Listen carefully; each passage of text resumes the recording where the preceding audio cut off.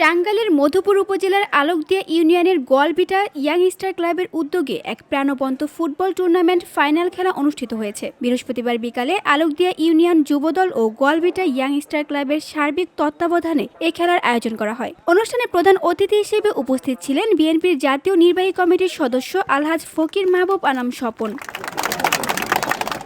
Final খেলায় মধুপুর উপজেলা যুবদলের আহ্বায়ক মোহাম্মদ হযরত আলী শেখের সভাপতিত্বে এ সময় বিশেষ অতিথি হিসেবে উপস্থিত ছিলেন মধুপুর উপজেলা বিএনপির সাধারণ সম্পাদক নাসির উদ্দিন, আলোকদিয়া ইউনিয়ন বিএনপির সভাপতি রেজাউল করিম বাবুল, সাধারণ সম্পাদক মোহাম্মদ চান মাহমুদ, উপজেলা স্বেচ্ছাসেবক দলের আহ্বায়ক আব্দুল হক, পৌর যুবদলের সদস্য সচিব শামীম হোসেন, উপজেলা কৃষক দলের সাধারণ সম্পাদক মোহাম্মদ আবু সাইদ, পৌর ছাত্র দলের আহ্বায়ক সঞ্জয় সিংহ এবং সদস্য সচিব সাব্বির হাসান।